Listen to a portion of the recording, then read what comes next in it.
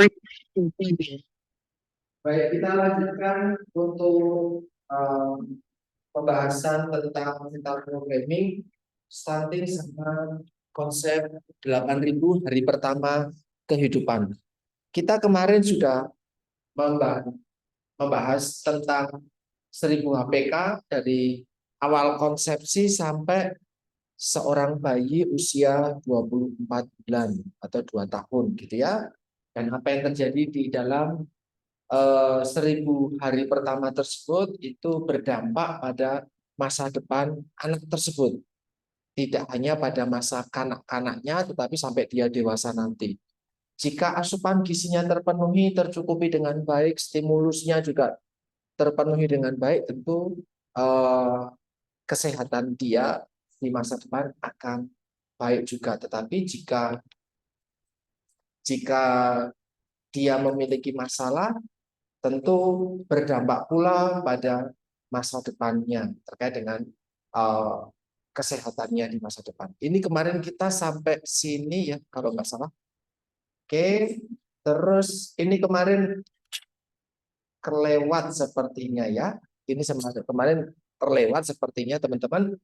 Ini adalah dua gambar yang berisikan tentang apa saja komplikasi jika seorang janin, jadi dia masih dalam kandungan gitu ya, komplikasi pada neonatus secara langsung ketika janin tersebut itu mengalami intrauterine growth restriksi atau intrauterine growth retardasi. Jadi gangguan selama intrauterin, gangguan tumbuh kembang selama dalam kandungan. Nah, itu IUGR itu gangguan tumbuh kembang selama dalam kandungan. Di sini yang terdampak langsung ya, komplikasi secara langsung mulai dari disfungsi ginjal, imunodefisiensi, jadi gampang sakit ya janinnya. Kemudian ada perdarahan pulmo, jadi paru berdarah, serum ferritinnya rendah, intrauterin fetal death, jadi kematian janin di dalam kandungan. Jadi belum lahir saja sudah meninggal di dalam kandungan. Hipotermia, hipokalsemia, hipoglikemia, atau justru malah hiperglikemia juga. Nah, ini ada banyak banget nih komplikasi-komplikasi pada janin secara langsung.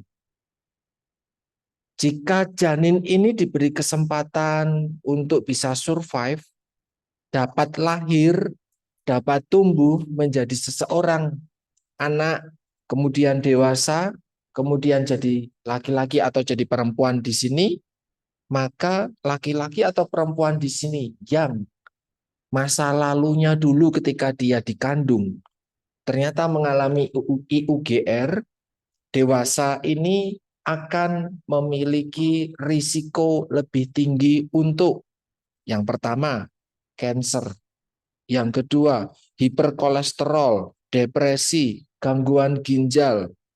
Terus di sini ada stroke, ada penyakit jantung iskemik, hipertensi, obesitas, diabetes, gangguan paru, Parkinson, sistem imunnya rendah, osteoporosis, dan yang lain.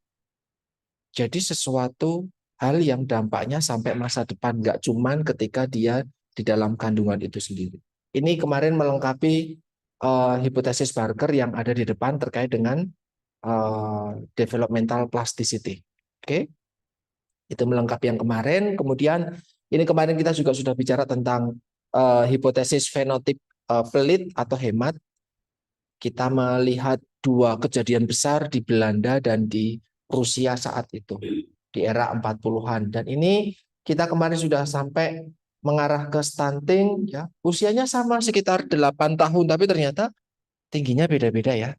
Gitu. Nah, ini kejadian stunting khususnya di Indonesia yang diamati sejak tahun 2013 kemarin kita masih 37%, kemudian 5 tahun berikutnya jadi 30%, terus 2019 mulai turun lagi 27, 2020 turun jadi 24, dan terakhir 2022 kemarin sekitar 20,5.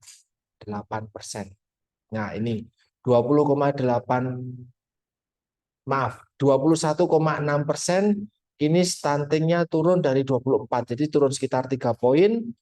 Kemudian wastingnya naik, jadi kurus ya, balita kurus, balita underweight itu juga naik, tetapi puji syukur balita yang overweight ini mengalami penurunan, ya, trennya mengalami penurunan terus. Nah, ini angka stunting yang ada di Indonesia. Ini yang warna merah ini 24,4, yang warna abu-abu. Kalau teman-teman bisa melihat ini 24,4, ini tahun 2021, kemudian sudah menurun menjadi sekitar 21, sekian di tahun 2022. Nah, nanti di tahun 2023 ini akan ada survei lagi, di tahun 2024 juga akan ada survei lagi. Harapannya di tahun 2024 nanti stunting sudah turun menjadi 14%. Harapannya gitu ya. Dan ini sebaran stunting di Indonesia dengan rata-rata targetnya di sini ya, targetnya 20, targetnya 14% di tahun 2024. Pemerintah menargetkan 2024 ada 14% saja stuntingnya. Meskipun ini masih 2 tahun lagi, ternyata ada provinsi, satu-satunya provinsi di Indonesia yang sudah khatam, sudah lulus, yaitu Provinsi Bali. Hanya Bali saja yang stuntingnya jauh di bawah 10% bahkan. Dia hanya 8% saja. So, Bali ya. Nah, nanti kemarin sudah didiskusikan, kok Bali stuntingnya paling rendah ya se-Indonesia ya. Bukan karena wilayahnya paling kecil. Nah, dihitungnya tetap berdasarkan proporsi jumlah masyarakat yang ada di sana. Tetapi memang kemarin kita berasumsi stunting tidak hanya berpengaruh dengan makanan saja, tetapi juga dengan infeksi, lingkungan, dan yang lain. Mungkin di sana jauh lebih baik dibandingkan tempat-tempat yang lain. Nah, di sini kita masih punya PR ya teman-teman sekalian. Adakah yang dari NTT di sini? Atau Nusa Tenggara deh, Barat ataupun Timur, adakah? Tidak ada, di kelas kalian pun tidak ada. Oke, di sini Nusa Tenggara Timur, Sulawesi Barat, ada yang dari Papua di sini? Ada dari Papua mana, Mbak? Papua Barat. Memang asli sana, tumbuh besar di sana, sampai sekarang ini pun domisili masih di sana gitu ya. Oke. Papua, Papua Barat. Oh, ini Papua dan Papua Barat. Oh, Papua Barat masih nomor 6 ya, di bawahnya Aceh. Di sini ada Papua Barat. Papua dan Papua Barat, Nusa Tenggara Barat, Aceh, Sulawesi Barat, Nusa Tenggara Timur ini masih menjadi yang tinggi. PR kita masih banyak banget. Jadi di sana hampir 1 dari 3 anak, hampir 2 dari 3 anak itu mengalami stunting. Nah, ini kalau kalian cermati di dalam slide ini, jumlah anak stunting di sini tahun 21, kemudian di sini jumlah stunting tahun 22. Maksudnya apa? Kan berjalannya waktu usia juga tambah ya. Nah, maka di sini usia 0 sampai 11 bulan, ya maaf ini tulisannya juga nggak begitu kelihatan. 0 sampai 11 bulan di tahun 2021 dia bertambah usia kan menjadi 20, 12 sampai 23. Nah, ini. Ternyata di sini prevalensinya 500, jumlah orangnya 565.000 balita stunting, di sini naik jadi 900. Artinya kalau tadi dikatakan stuntingnya turun, apakah turun di setiap kelompok usia? Enggak. Ternyata usia-usia yang 0 sampai 11 bulan malah justru naik nih.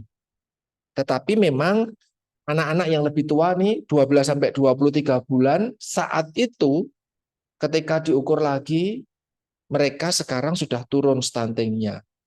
Jadi di sini ada yang naik, angka berikutnya ini turun, yang kuning ini gendut banget, saat itu 1.200.000 mengalami stunting, setelah dicek lagi mengalami perbaikan, jadi hanya sekitar 989.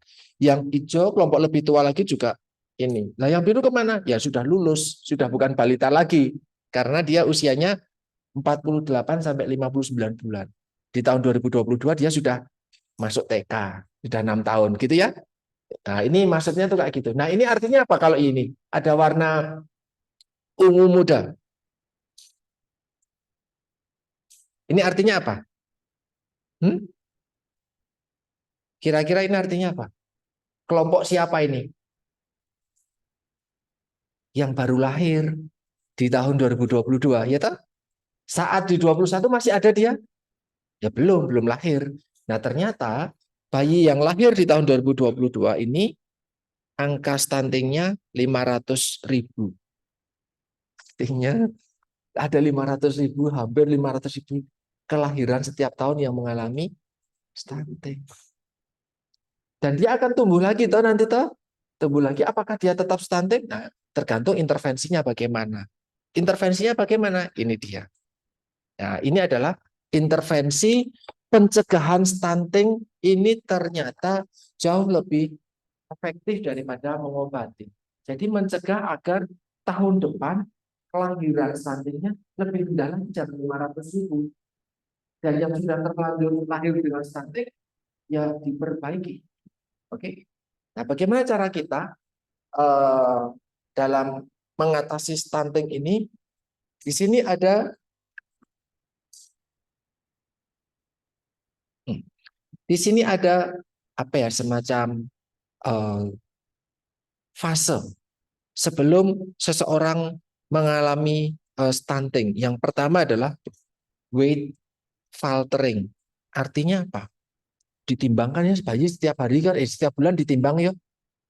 Ternyata mengalami tidak penaikan 2 bulan berturut-turut atau mengalami stagnan. Berat badannya segitu aja dalam 2 bulan. Atau justru malah mengalami penurunan berat badan dalam 2 bulan. Kalian, teman-teman sudah remaja, sudah dewasa, berat badan turun, oke, nggak masalah berat badan turun. Tapi balita, apakah oke? Nggak boleh sama sekali. Balita itu setiap bulan harus naik, tidak boleh flat bahkan. Harus naik terus, harus naik terus. Tidak flat, sama sekali tidak flat, naik terus. Jadi ketika dia flat, artinya sekarang bulan April, bulan Maret ditimbang 10 kilogram, bulan April ditimbang jangan 10 kilogram, naik, ada naiknya. Oke. Nah, ketika dia flat sama, kan nimbang itu bukan berarti 31 Maret dan 1 April, bukan ya. Tapi 31 Maret ya 30 April gitu. Jadi 30 kan kalau penimbangan itu kan rutin setiap bulan toh, dengan dengan jadwal yang sudah ditentukan. Jadi penimbangannya akuratnya ini per bulan. Per bulan pasti naik. Jadi bukan berdasarkan yang penting bulan April atau yang penting bulan Maret, bukan. Tetapi tanggalnya sama, gitu ya. Nah, di sini awalnya adalah penurunan berat badan atau weight faltering atau berat badan tidak berhasil naik. Padahal harusnya naik. Kasusnya yang terjadi di Indonesia adalah ada sekitar 2.300.000 balita yang nggak naik. Kok iso? Ya mungkin infeksi. Mungkin makannya dikit, gitu. Setelah itu balita underweight, gizi kurang, dan kemudian gizi buruk pada akhirnya berdampak pada stunting. Di sini semua intervensinya kecuali stunting adalah di puskesmas. Maka dari itu kemarin saya di kelas sebelah di 2021 menyampaikan ada orang 46 yang mau menjadi ahli gizi di Vaskes atau enggak gitu. Ternyata hanya yang cowok-cowok saja di belakang. Saya mau ke rumah sakit. Beneran? Iya Pak, saya mau. Oh, ya. Orang di rumah sakit atau di puskesmas butuh banget tenaga gizi. Kenapa? Ini tadi. Semuanya diceknya di mana mereka? Di posyandu itu. Ngeceknya di posyandu, tetapi penanganannya bukan di posyandu. Posyandu cuma tempat screening aja.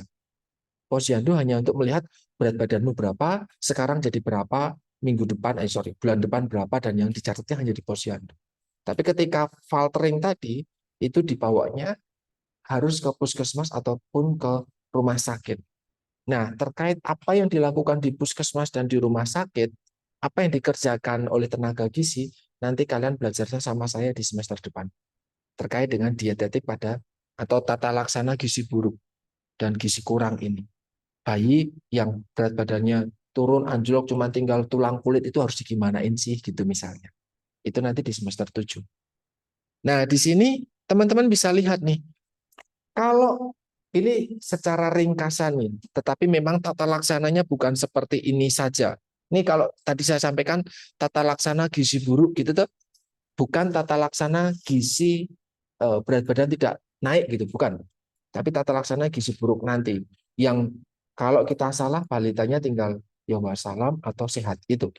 Tapi kalau growth faltering, maaf, weight faltering, jadi berat badannya mungkin tidak nambah atau masih menetap, intervensi yang bisa kita berikan itu adalah memberikan makanan kaya protein hewani. Maka banyak orang mengajarkan bagaimana MPASI dengan ikan, dengan telur, atau apa hal-hal yang kira-kira bisa dipenuhi oleh ibu yang mungkin keluarganya nggak punya. Sehingga anaknya bukan cuma dikasih pakai kuah kuning, pakai tahu atau tempe, serta nasi. Bukan cuma itu. Nanti ya berat badannya nggak nambah-nambah.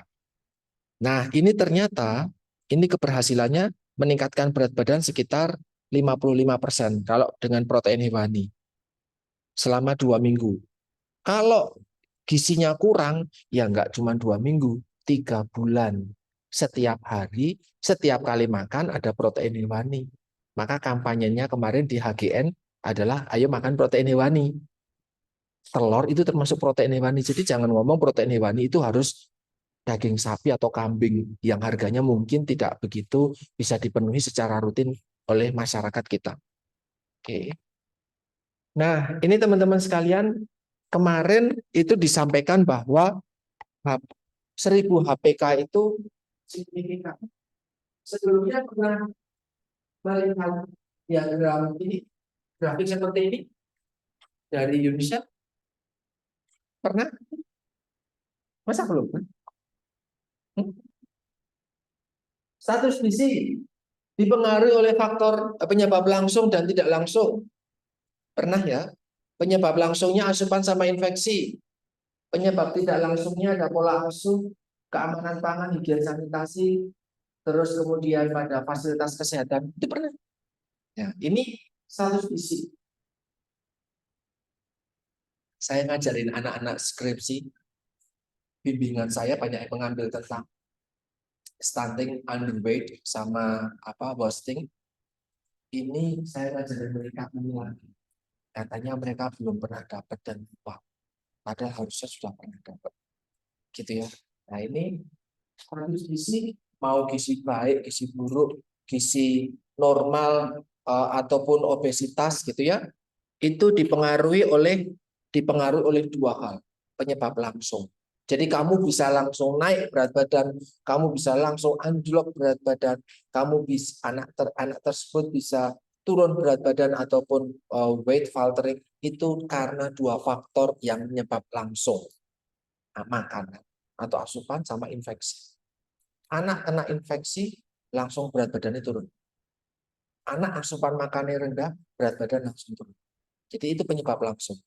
Nah, yang bawahnya ini adalah penyebab-penyebab yang tidak langsung. Pola asuh, artinya, kalau anaknya sakit, orang tua yang punya pola asuh baik tahu bagaimana cara mengobati. Dibawa ke vaskes misalnya. Kalau anaknya sudah 6 bulan, ya jangan dikasih ASI doang, toh. Harus mulai dikenalkan MPASI, misalnya. Maka ini penyebabkan status gizi juga tidak langsung. Nah, ini teman-teman sebenarnya bisa pelajari ini sendiri karena asumsinya sekalian sudah pernah dapat topik tentang hal ini. Nah, ini pada anak tersebut, sasarannya pada anak tersebut. Padahal permasalahan pada stunting itu bukan terjadi di anak saja, tetapi juga masalah di ibunya juga. Masalah entah itu sejak ibunya hamil, atau sejak ibunya melahirkan, atau selama ibunya menyusui, atau selama ibunya ngopeni dengan MPASI, atau selama 2 tahun pertama anak tersebut hidup. Nangkep ya? Tapi dari segi ibunya. Kalau tadi ini dari segi anak, ini dari segi ibunya. dari segi ibunya, yang pertama adalah status gizi ibu tersebut ketika hamil. Maka dicek. Kalau dulu ketika beberapa tahun lalu ada namanya ANC, antenatal care. Artinya pelayanan asuhan sebelum kelahiran. Jadi ibu-ibu dengan yang hamil itu dibawa ke puskesmas untuk dicek ANC. Ya, dicek lengkap. Tinggi fundusnya, berat badannya, nambah berapa, terus ada keluhan atau apa-apa, dicek anemia atau tidak, cek pola makannya, stres atau tidak, semuanya lengkap. Di puskesmas gratis. Plus dikasih suplemen folat dan zat besi. Nah, itu di puskesmas. Itu namanya pelayanan ANC. Teman-teman nanti kalau di rumah, tetangga, sahabat, saudara, atau bahkan mungkin kalian hamil, silahkan manfaatkan pelayanan puskesmas secara gratis tadi. Dulu 4 kali, ya dalam 9 bulan itu tadi, dalam trimester. Trimester 1 kali, trimester 2 1 kali, trimester ketiga kan mau kelahiran nih itu 2 kali, jadi 4 dulu, tapi sekarang jadi 6 kali gratis di semua puskesmas di seluruh Indonesia. Nah, itu untuk melihat status gizi ibu hamil tersebut, ngecek apa. Nah, ini sebenarnya status gizi ibu. Atau justru ibu pendek. Ternyata ibu yang pendek itu juga jadi faktor risiko status gizi pada anaknya. Walaupun tidak 100% akan berdampak pada anaknya, tapi ada risikonya ketika ibu tersebut itu ternyata pendek. Ibu tersebut ternyata kurus. Kan status gizinya kurang ya. Kalau kurus, ibu hamil, status gizinya dihitung dengan apa? IMT. Status gizi ibu hamil dihitung dengan IMT kah? Dengan nilai. Jadi teman-teman yang saat ini Pak mau pegang-pegang ini, yang saat saya bilang sama senior kalian, yang masih nilainya di bawah, kemarin saya review, sudah saya revisi 3,4, ya kan lebih jelas banget ya kemarin habis itu sekarang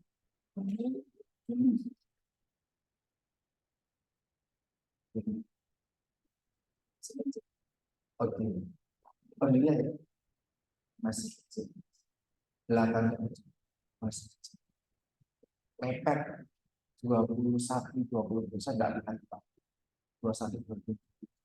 Masih, kalaupun 23,5 yang 1 mili lebih tinggi gitu ya, repair, perbaiki gizi dulu. Kalau di gereja, kalau kalau di gereja Kristen itu ada namanya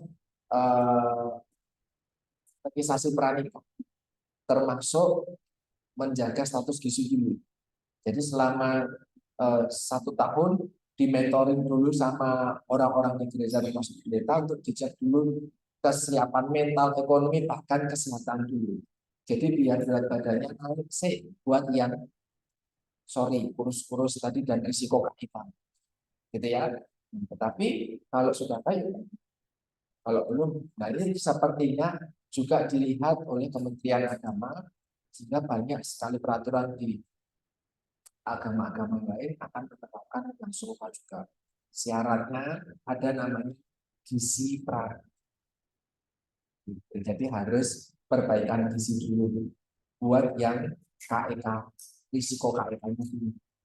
Tapi bagaimana buat yang pita sakurnya aja nggak cukup? Kemarin saya nemu pita sakit yang 1,5 meter, jadi itu pasti cukup kalau yang pakai itu, gitu kan? Kalau yang biasanya kalian lihat kan 28 sampai 32 cm. Nah, kemarin saya temu yang 50 cm, jadi pasti cukup. Kecuali itu dipakai untuk paha, beda lagi, gitu ya. 50 cm. Nah, buat yang gizi lebih, apakah juga jauh lebih aman? ibu yang obes, overweight, itu ternyata juga bisa. Obes dan overweight berisiko melahirkan anak yang gede. Kelahiran anak yang gede, risikonya dia hiperglikemia atau disebut dengan diabetes gestasional. Diabetes selama ibu mengandung. Ibu yang diabetes gestasional, anaknya cenderung gede setelah lahir. Atau gede saat lahir itu lahir besar. Hampir 4 kg, 5 kg, bahkan ada yang mungkin 6 kg. Kalau kalian lihat kemarin ada bayi lahir gede banget. Apakah lucu? Yang mungkin persepsi lucu. Tetapi kalau dari orang kesehatan, kita tidak melihat lucu atau tidak lucu. Anak ini membawa risiko kesehatan tersendiri. Kan nggak ngerti apa-apa, tapi bawa masalah toh. Kan sayang toh. Maka di-prepare sejak dini. Itulah kenapa kita belajar tentang fetal health. Gitu ya. Oh, yang salah kamu kok yang nerima anakmu, kan itu nggak make sense. Kemudian ini dari segi ibunya, di sini ada PBH, peningkatan berat badan hamil tidak adekuat. Ibu hamil, apakah berat badan akan meningkat? Iya, pasti meningkat. Tapi adekuat atau enggak? Ibu yang kurus, peningkatan berat badannya diminta lebih tinggi dibandingkan yang gizinya normal atau yang gizinya obes. Gitu ya. Jadi teman-teman yang kurus nanti setelah lulus nilainya di atas batas KEK sudah 24 nih, sudah 25 ya, nikah dan hamil gitu ya.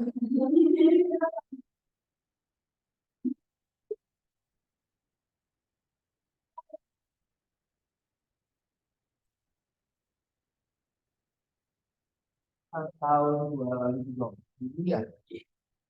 20 kan berarti 24 lulus. Ya, setelah lulus dari 24 tuh, saya kan lulus setelah itu. Tidak usah lama-lama, Bapak ingin segera menimbang cucu, misalnya. Bisa ngomong sama Bapak. Cucu itu pasti kami berikan, Pak, tapi saya berbagi di sini. Ya, ini peningkatan berat hamil ini perlu adekuat, dan kemarin saya sampaikan ya, perbaikan nasib, perbaikan keturunan dimulai dari memilih pasangan yang tepat. Pasangan yang tepat itu tidak hanya kalau orang Jawa bibit bibit bobot dan yang lain, itu terserah kamu kalau sudah pilih ya itu. Tetapi ada sesuatu yang bisa diubah, perilaku. Kalau cowok saya kak itu ya sudahlah kayak gitu lah. Kalau memang itu tidak bisa diubah, tinggi badannya segitu, berat badannya segitu, dia punya penyakit ini atau bapak ibunya dulu punya penyakit, nggak bisa diubah kan? Ya sudah kalau nggak bisa diubah. Tapi ada yang bisa diubah, perilaku tadi. Ya, ya ini dari sudut pandang ibunya. Kemudian ibu juga sebagai calon pengantin dan remaja putri. Ya, rematri itu remaja putri, catin itu calon pengantin. Kok pria enak temen Pak nggak diomong gitu kan? Nah, ya kan laki-laki hanya menyumbang 1 sperma aja. Sedangkan selamanya 9 bulan janin dikandung tidak dalam tabung, tidak dalam galon, tidak dalam pengeraman, tapi di dalam tubuh seorang wanita. Jadi memang persentase pengaruhnya lebih besar pada remaja putri, catin, ibu hamil itu tadi. Tapi laki-laki bukan berarti tidak memberikan pengaruh sama sekali. Karena dialah yang akan ngumpani kalian dengan makan, ngopeni kalian atau mengasuh kalian, dan perilaku dia apakah mendukung itu. Gitu ya. Nih, di sini kita sedang tidak belajar si prakonsepsi. Tetapi sebenarnya perbaikan status, perbaikan keturunan juga sebenarnya dimulai dari laki-laki dan perempuan. Perempuannya perbaikan gizi, laki-lakinya perbaikan gizi seharusnya. Ya. Seorang perempuan menyiapkan dirinya, rahim yang tepat, uterus yang tepat untuk pertumbuhan janin. Betul? Maka depositnya juga harus cukup. Ya, kenapa kurus nggak boleh? Karena nanti selama hamil, kamu kan makan tuh, ya toh? Makan kan endingnya glukosa paling banyak. Glukosanya buat siapa? Sepenuhnya buat janin. Ya, terus kamu dapat apa? Kamu dapat dari dirimu sendiri. Kamu memecah dirimu sendiri. Tapi tidak terkait dengan yang kamu makan. Yang kamu makan dapat glukosa itu buat anak. Karena ketika kehamilan terjadi yang namanya gluconeogenesis. Dan hasil pemecahan lemak, pemecahan protein itu untuk kamu. Sedangkan kamu dapat dari makanan yang kamu konsumsi. Maka kalau kamu kurus yang bermasalah akan siapa? Ya kamu sendiri. Gitu ya. Jadi makanya sebelum kehamilan, ojo kurus. Jangan terlalu kurus. Pun jangan terlalu gendut. Ya, karena risikonya juga. Nah, laki-lakinya bagaimana? Kan laki-laki cuma menyumbangkan sperma aja. Iya, tapi permasalahannya spermanya berkualitas atau tidak? Gennya yang dibawa bagus atau enggak? Jangan-jangan yang dibawa adalah gen yang tidak sehat, gen penuh penyakit, gen yang tidak unggul. Bisa hamil enggak? Ya bisa tetap hamil. Tetapi membawa sifat yang kurang baik. Sifat yang kurang baik ini akan berkembang menjadi zigot, menjadi janin, menjadi seorang anak yang tidak sehat, tidak unggul. Itu maka sebelum kehamilan selain perbaikan gizi buat yang KEK, risiko KEK, sorry, buat yang sudah normal juga tetap dijaga. Dan buat laki-laki ada nanti yang namanya program hamil juga buat laki-laki. Jadi promil bukan cuma buat perempuan tapi juga buat laki-laki. Berapa bulan Pak? Ada yang bilang 6 bulan sampai 8 bulan. Sebelum kehamilan, perencanaan sebelum kehamilan, oh saya mau menikah bulan Desember misalnya. Sekarang bulan 4, masih ada 8 bulan lagi kan? Treatment dari sekarang. Undangan sudah dibuat, jangan mikir ke undangan juga. Tapi mikir ke asuhan makan. Laki-laki dan perempuannya. Kenapa? Nanti ketika konsepsi, sel ovum dan sel telur bertemu, itu sudah dalam bentuk ovum yang sehat, rahim yang optimal, sel sperma juga yang sehat. Nanti anaknya punya anak berkualitas. Itu namanya pernikahan keturunan. Bukan sekadar menikah terus punya anak. Ya nanti apa yang kalian hasilkan ya nggak jauh dunia. Apa nggak ada prepare gitu. Nah ini kemudian setelah ibu capek dan pasti sebelum ada pertumbuhan di dalam janin. Jadi sekarang kacamatanya adalah pada janin. Kalau ini sudah lahir, kalau ini sudut pandang wanitanya, baik masih remaja, in case kalian belum menikah, atau catin calon pengantin memang mau menikah sebentar lagi, sudah jelas kapan, dan pasangannya juga sudah jelas gitu ya, belum masih kosong dan bisa diisi sendiri, dan dalam kondisi mau hamil atau sedang hamil. Nah kalau ini dalam apa namanya janin tersebut, BBLR, PBLR ya, panjang badan lahir yang rendah. Kemudian simpanan zat besi pada bayinya sedikit. Ya tadi ada serum ferritinnya sedikit. Ya ini 1000 hari pertama, mulai dari ini dikandung ya sampai dia 2 tahun usia. Nah ini yang sekarang jadi fokus pemerintah Indonesia saat ini sampai 2024. Ini ada 11 intervensi spesifik. Apa bedanya spesifik sama sensitif? Pernah dengar? Nah, apa? Harusnya tahu kalau pernah. Sensitif itu apa? Ini spesifik. Ayo, kasih pendapat ke saya. Ini penting. Kalian paham ini? Wis. Segitu banyak soal hukum lulus, saya yakin. Apa itu sensitif? Apa itu spesifik? terkait dengan intervensi. Oke, angkat tangan yang tahu. Ayo, coba enggak apa-apa, salah enggak apa-apa, serius nih. Yuk, jangan gelenak-gelenik ngomongin dosennya di belakang. Sensitif sama spesifik, apa itu? Contohnya boleh, enggak boleh baca catatan. Kalau baca catatan apa bedanya dengan kamu baca Google atau koran yang saya nggak butuh itu? Pemahaman kalian, sensitif sama spesifik. Contohnya boleh, dilakukan siapa boleh, konteksnya apa boleh, keberhasilan intervensinya boleh, boleh, apapun yang kalian ketahui, intervensi spesifik, intervensi sensitif. Anyone? Yuk, Mbak. Namanya siapa? Dora. Oh, saya pikir Bu Dora. Oke, yuk Pak. Spesifik. Ya, Langsung ya dulu, Pak. langsung. Oh, yang lain tidak langsung. Oh, oke. Oke, terus ada lagi? Udah itu aja. Oke, terima kasih Dora. Theo. Ada yang menambahkan? Yuk. Semua di sini 21 perlu punya persepsi yang sama, pengetahuan sama, penangkapan sama, catatan yang sama. Jadi bisa nih. Apa basic knowledge-nya nutrisionis sarjana gizi. Nah, kompetensinya di sini. Intervensi spesifik, intervensi sensitif. Anyone? L.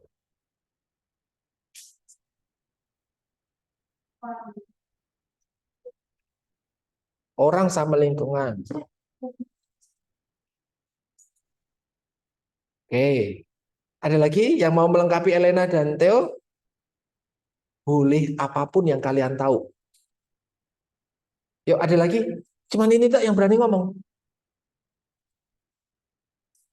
Yo, Mbak Odilia.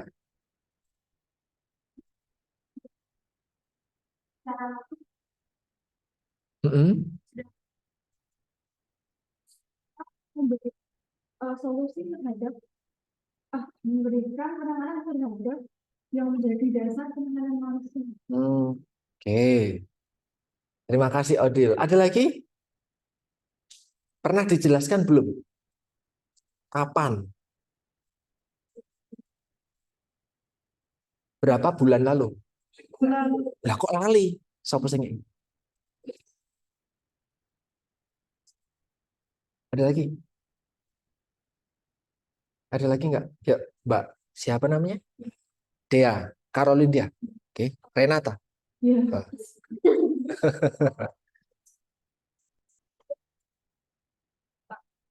Spesifik, Ya. umum. Kalau sensitif, kita fokus pada masalah sakit aja. Oke. Ada lagi? Sekarang sesuai yang disampaikan dosen. Nah, enak kok.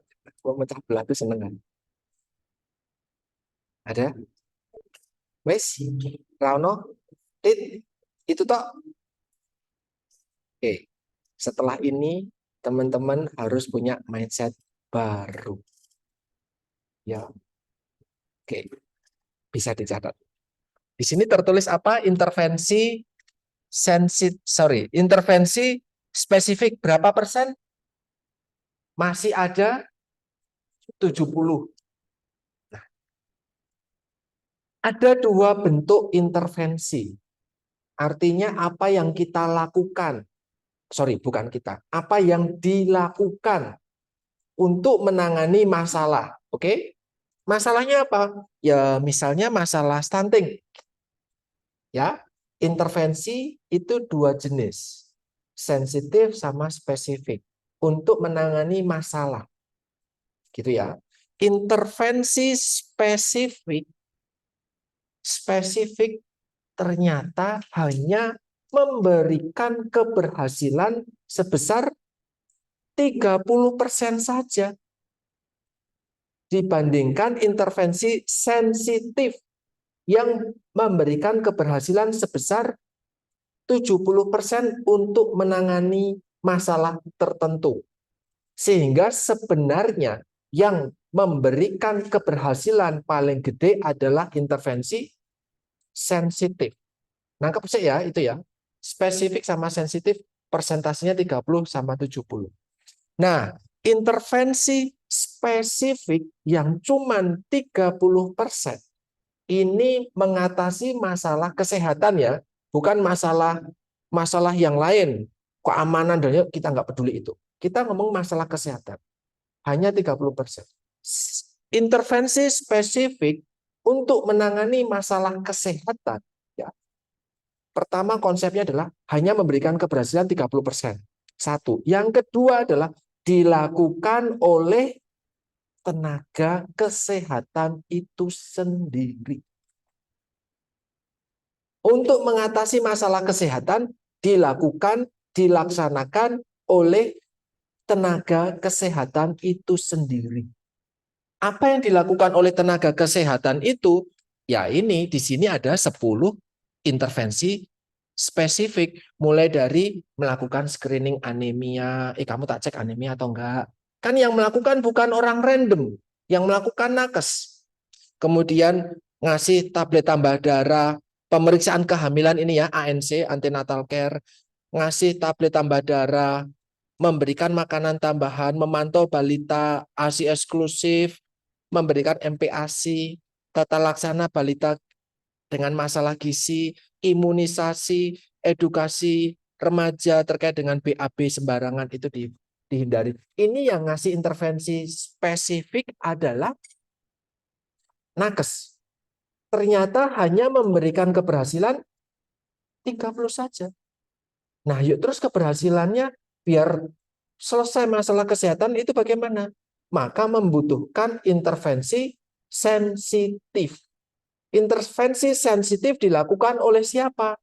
Non-nakes.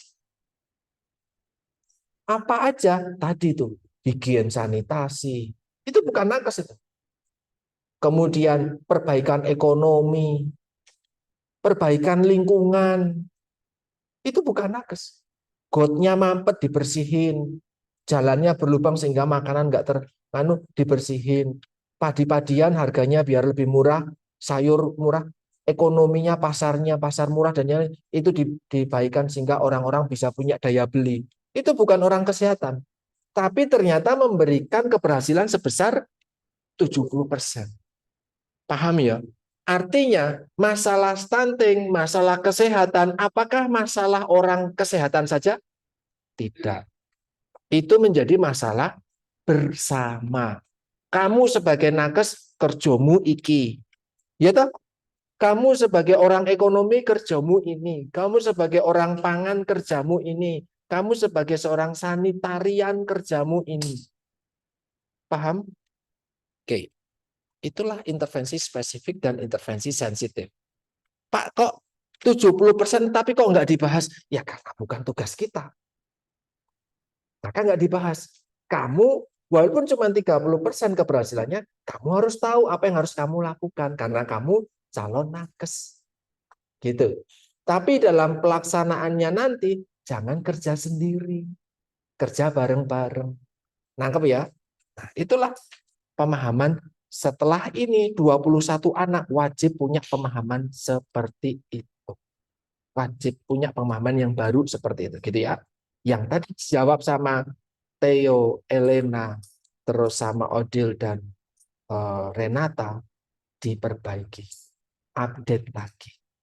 Oke? Nah, itu. Nah, apa yang dilakukan ini ada 1 sampai 11 kegiatan yang kalau yang warna hijau ini sasarannya balita. Kalau yang warna biru sasarannya bumil. Kalau yang warnanya kuning sasarannya adalah remaja putri.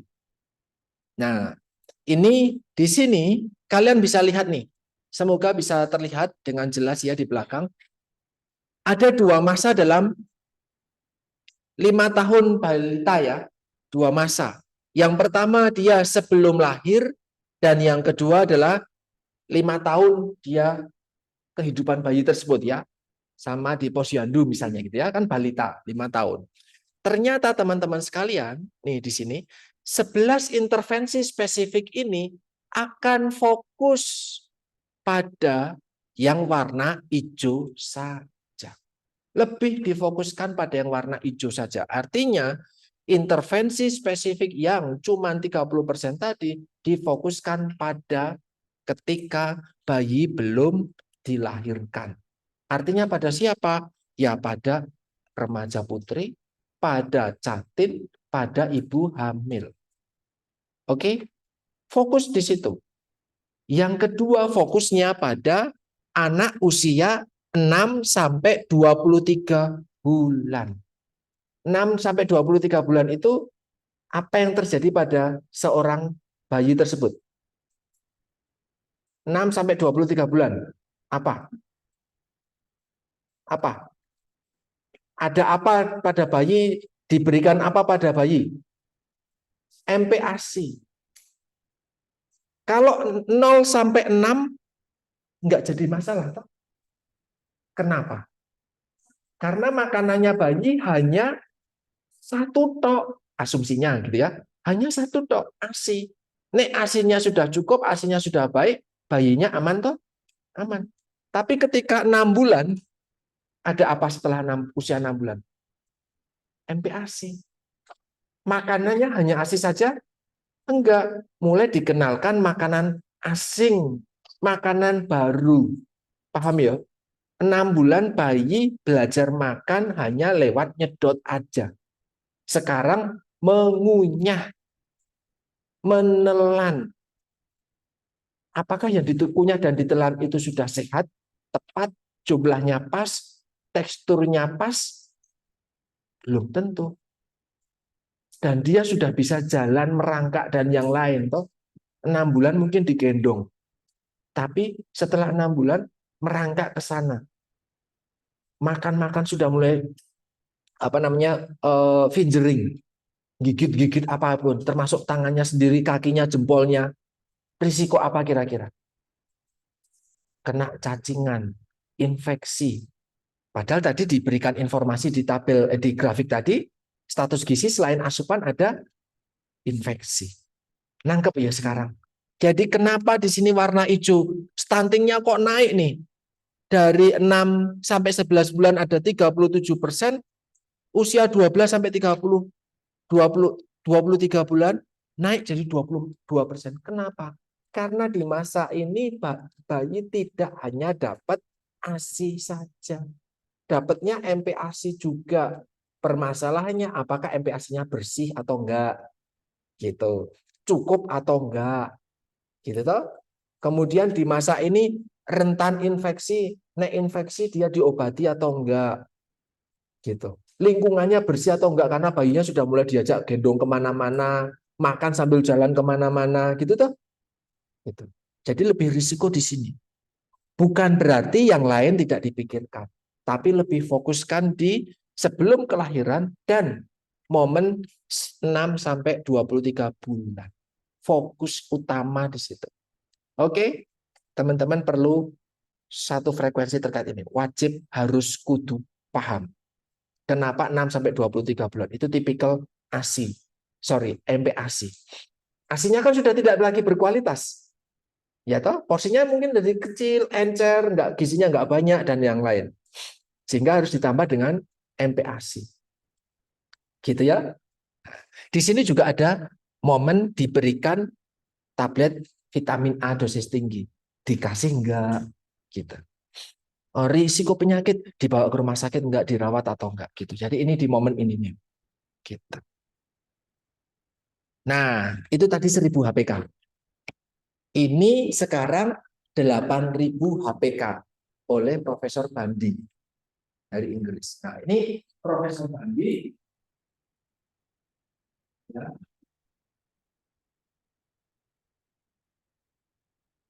Profesor Bandi kemarin di tahun 2018 membagikan konsep baru bahwa 1000 HPK itu penting, wajib, harus kudu dioptimalkan. Tidak ada kata lain. Dioptimalkan 1000 HPK.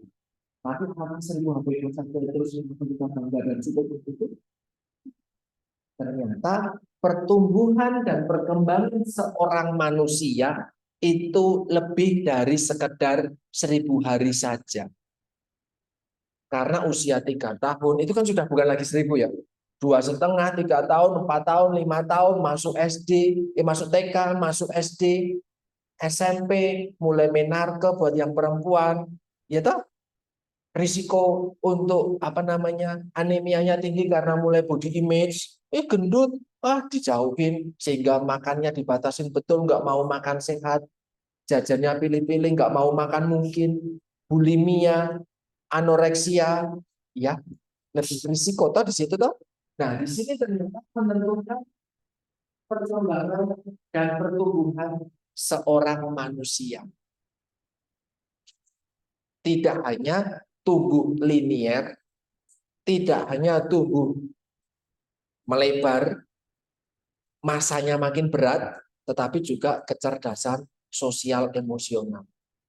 Gitu. Maka kalau disebutkan, oh anak masih mencari jati diri, dikandani ngeyel, maunya sendiri dan yang lain. Nah ini 8.000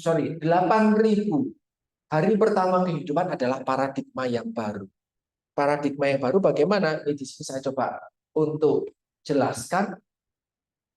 Setelah lulus posyandu, kan posyandu 5 tahun nih. Setelah lulus posyandu sampai usia 9 tahun, disinilah ada momen-momen mungkin banyak infeksi karena ketularan sama temennya sekelas gitu kan. Terus mulai makan jajan sembarangan di sekolah gitu kan. Nah, ini di sini ada infeksi, bahkan mungkin growth faltering. Ya, gagal tumbuh. Di gagal tumbuh sehingga angka kesakitan, morbiditas, ataupun angka kematian, mortalitas itu lebih tinggi dibandingkan usia 0 sampai 5. Kenapa? 0 sampai 5 kan masih di rumah. Tapi 5 sampai 9 sudah SD, sudah TK, sudah ketemu, sudah dilepasin ketemu dengan banyak orang di lingkungan yang lain dan yang lain. Maka risiko infeksinya tinggi. Kematian dan kesakitan pada anak usia tersebut juga tinggi. Kemudian setelah usia 10 sampai 14 tahun di sini ada namanya growth spurt. Momen remedial. Jika kamu dalam masa tumbuh kembang sebelumnya itu enggak sempat optimal. Di sini 10 sampai 14 tahun kira-kira kalian sedang menarke, menstruasi awal. Buat yang laki-laki ada apa namanya mimpi basah dan yang lain, pertumbuhan organ seksual dan yang lain. Hormon-hormon mulai aktif. Disinilah momen krusial kedua, yaitu adalah tumbuh kembang yang linier. Kalau pemberian gizi tepat pada momen ini, maka tumbuh ke atasnya bisa lebih optimal. Ini yang kemarin saya ceritakan, kadang ketika kalian ketemu teman-teman TK atau SD mungkin masih kecil-kecil, kalian lebih tinggi karena kalian menstruasi lebih awal.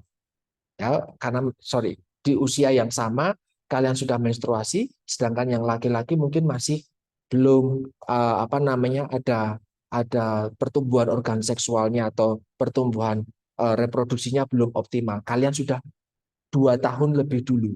Jadi kalian punya potensi tinggi lebih awal sebenarnya. Tapi permasalahannya menstruasi tuh keluar darah, protein, zat besi banyak yang hilang tuh, makannya naik atau enggak. Kalau makannya malah turun, stres, menstruasi pertama kali dan yang lain gitu tuh, rasa sakit dan yang lain, apakah tumbuh kembangnya akan termanfaatkan dengan betul momen tersebut? Tidak. Kalau tahu, maka kan menstruasi nih, maka sekarang kasih banyak makanannya. Gitu tuh, dia bisa tumbuh lebih awal. Permasalahannya tidak disadari. Sehingga yang laki-laki kan tidak mengalami hal itu. Mulai SD makannya makin banyak, makin aktif, main ke sana sini gitu tuh. Stimulusnya makin banyak, dia makan banyak dan nggak peduli dia gemuk juga nggak masalah gitu tuh. Buat laki-laki dia tumbuhnya teroptimalkan. Kalian tidak. Kenapa ya tadi? Tidak menyadari momen growth spurt tadi. Ya, growth spurt ini perlu dioptimalkan. Nah, kalau teman-teman punya adik, punya ponaan, sekarang kok masih SD 4 sampai 6, kelas 6 gitu, belum menstruasi misalnya atau awal-awal menstruasi, dipacu makannya, dipacu stimulusnya. Ayo belajar, ayo bermain, ayo lari-lari, ayo olahraga, ayo makan yang banyak, ayo yang bergizi. Itu dia bisa lebih tinggi dibandingkan teman-teman perempuan yang lain. Sama nanti tingginya sama laki-laki yang lain. Oke. Nah, tapi Indonesia banyak yang tidak menyadari hal itu. Sehingga rata-rata perempuan Indonesia ya semono-mono wae. Itu gitu. Nah, setelah usia 14 tahun, apakah masih bisa tinggi badannya bertambah? Bisa, tapi velocity-nya rendah. Kalau 0 sampai 2 tahun, velocity-nya gede banget nih. Artinya sekarang lama nggak ketemu sudah gede ya, gitu toh. Terus tiba-tiba masuk SD, masuk SMP, wah sudah gede banget sama ponaan, ya kan? Tapi ketika sudah SMP ke SMA sudah nggak banyak berubah. Nambah, tapi sudah nggak banyak. Artinya velocity atau kecepatan pertumbuhan panjang tinggi badan itu tidak lagi setinggi periode sebelumnya. Disinilah masa tersebut. 15 sampai 19 tahun. Masih bisa tinggi badan? Masih bisa. Tapi paling cuma 0, sekian senti per tahunnya. Gitu. Nah, di momen ini bukan tumbuh linier yang dikejar, tapi terkait dengan kematangan emosi, kedewasaan berpikir, pengambilan keputusan yang baik. Nah, ini kalau dihitung-hitung dari awal konsepsi sampai usia ulang tahun 19 atau ulang tahun ke-18 itu sekitar 8.000. Nangkep? Artinya optimalisasi pemberian gizi itu jangan hanya pada 1.000 saja, tapi tambah 7.000 lagi. Asumsi berikutnya, setelah 19 tahun lulus SMA, mau menikah, kan sudah optimal. Kalau mau 19 atau 20 tahun misalnya. Atau mau menjadi seorang catin atau remaja putri yang berkualitas. Gitu. Ceritanya seperti itu. Nah, ini kondisi anak sekolah terkait gizi gitu ya. Banyak anak sekolah ini di Yogyakarta, maaf di Indonesia.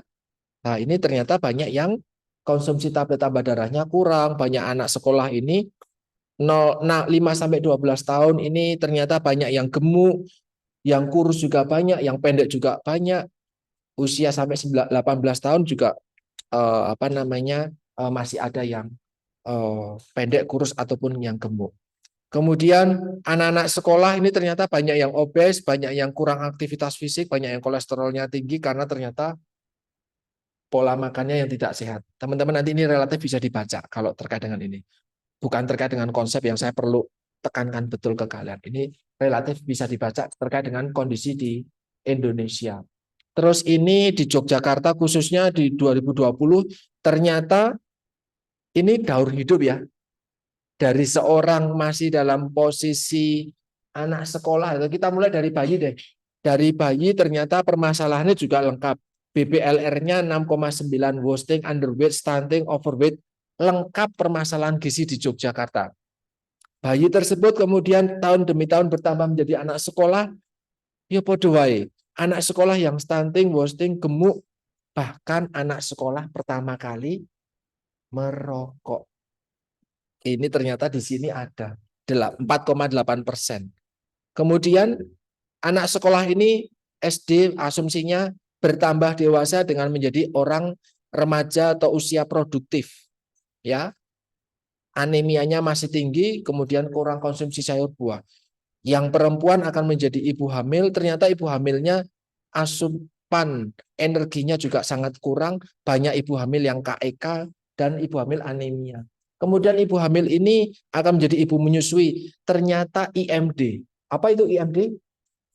Inisiasi menyusui dini, ini baru 92%. Artinya ada ibu-ibu yang memang tidak memberikan ASI saat bayi tersebut dilahirkan, tidak diberikan inisiasi.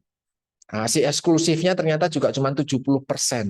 Artinya memang banyak yang disapih dini sebelum 6 bulan. Dan ketika yang bersangkutan menjadi seorang lansia, ternyata lansia dengan penyakit tidak menular ataupun lansia dengan gizi lebih. Ini lengkap di Yogyakarta. Ini adalah continuum care, artinya apa? Gizi itu tidak hanya pada 1000 hari, tidak hanya pada 8000 hari, tetapi sepanjang manusia itu hidup. Ya, sampai dia lansia pun ada program-programnya. Teman-teman nanti bisa dibaca. Nah, ini tadi ya, intervensi sensitif sama intervensi spesifik. Kalau intervensi spesifik dilakukan oleh nakes di daur hidup dari anak, balita, SD, remaja, dewasa, lansia, bumil, busui gitu. Itu lengkap. Apa yang di kegiatan semuanya dilakukan oleh nakes. Tetapi intervensi sensitif dilakukan oleh lintas sektor non kesehatan. Ngapain? BPJS. Itu bukan terkait dengan kesehatan. Walaupun itu BPJS kesehatan, tapi bukan dilakukan oleh nakes. Pertanian, sosial, BKKBN, agama. Bukan terkait kesehatan toh, tetapi menggandeng Kementerian Agama, orang agama, pendeta, kiai dan yang lain diajak melu mikir kesehatan. Karena omongan mereka diikuti. Gitu. Kemudian ada kebersihan umum, industri, swasta, perdagangan gitu. Itu semua ternyata berdampak. Nah, ini 8.000 HPK termasuk pada disabilitas juga kegiatannya. Kemudian ini program-programnya pada balita, ibu hamil dan menyusui, sama pada ratri dan wanita usia subur. Ya, perempuan memang jadi matters di sini ya, berperan betul di sini. Nah, ini beberapa slide terakhir. Teman-teman bisa melihat di sini terkait dengan pemeriksaan kehamilan konsumsi tablet badan, pemberian seperti ini ternyata menjadi faktor paling penting munculnya stunting yang pada bayi baru lahir. Faktornya ini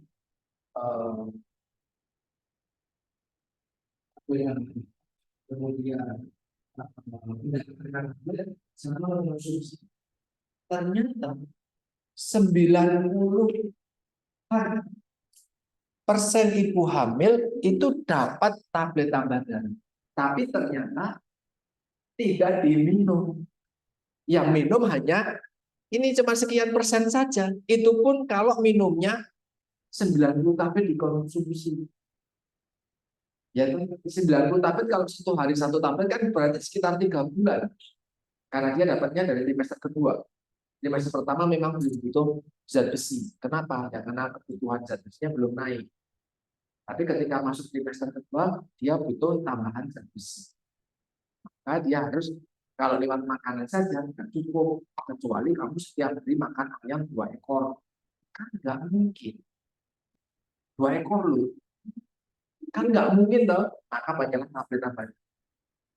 Nah, dapat nggak? Dapat. Nggak. Ada yang di sini sudah mengkonsumsi tablet tambahan? Serius? Jangan hanya membuat saya bahagia. Sudah? Rajin. Ini setidaknya dari kalian orang di sekitar akan apa namanya akan terinfluence untuk mengonsumsi tablet tambahan. Oke, ini adalah faktor-faktor untuk usia 0 bulan, bayi baru lahir. Faktor utamanya ini berdasarkan riset status GI yang kemarin 2020. Jadi ini kondisi Indonesia paling baru, ya. Ini untuk 0 bulan, bayi baru lahir. Kemudian kalau bayi usia 0 sampai 6 bulan, ternyata yang mempengaruhi munculnya stunting adalah berat panjang lahir, jadi BBLR atau enggak. Kita kan langsung, oh bayinya lahir BBLR atau enggak nih, kan gitu. BBLR berapa? 2.500, 2,5 kilogram. Tapi kita jangan pakai kilogram ya untuk bayi lahir ya. Pakainya gram, 2.500 gram. Kemudian ada IMD enggak? Kemudian ngasih ASI enggak? Ngasih support enggak? Ada infeksi atau tidak? Nah, itu. itu adalah faktor utama yang mempengaruhi anak 0 sampai 6 bulan. Ya. Sorry, 0 sampai 5 bulan terkena stunting atau tidak. Faktor utamanya itu, yang paling utama. Gitu. Nah, infeksinya apa? Di sini disebutkan ISPA, infeksi saluran pernafasan atau atas. Kemudian ada diare, ada pneumonia, ada campak, ada COVID juga seharusnya ya. Tapi COVID masuk di ISPA, infeksi saluran pernafasan. Nah, itu 0 sampai 5 bulan. Bagaimana buat yang usia lebih tua lagi? Kan tadi lingkarannya bertambah gede-gede kan? Ada yang gede, ada yang mengecil kan? Lingkaran yang warna-warni tadi. Nah, 0 sampai 11 bulan selain berat badan, panjang badan, IMD, ASI, kemudian SUFOR, MPASI, keragaman pangan, dan infeksi. Sekarang ditambah pangan. Ini tercermin di keragaman pangan bisa kita lihat dari usia 0 sampai 11 bulan. Keragaman pangannya bisa kita amati di MPASI. Jangan sampai MPASI cuma dapat bubur. Oh, saya dapat pakai bubur yang mereknya San.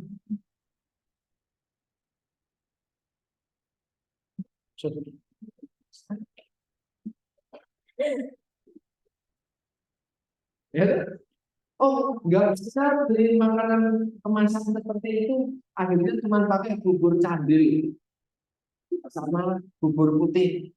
Bubur itu, bubur sumsum itu kan beras, beras itu isinya kata zat gizi yang mayor, yang paling besar.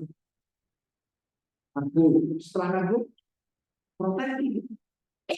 Proteinnya pun nggak seberapa, 100 gram atau per 1 URT, karbonya 40 gram, proteinnya, lemaknya kan enggak. Bubur susu pakai telur gitu. Oh no, ya. Bubur susu pakai apa?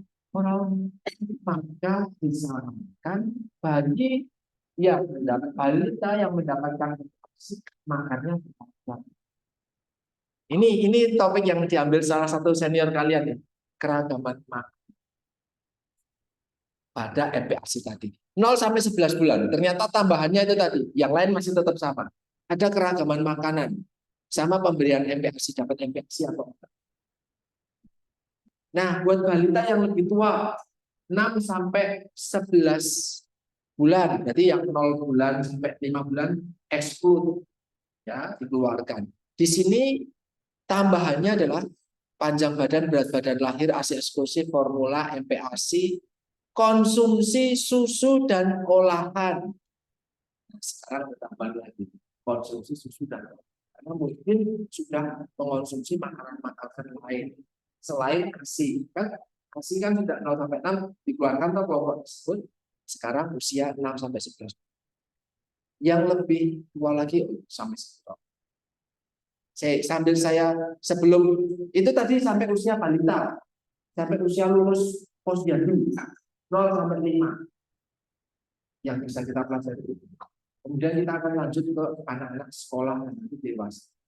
Ada yang mau ditanya itu dulu? 0 sampai 5. Jadi kalau itu sudah masuk preschool, sudah keluar dari rumah.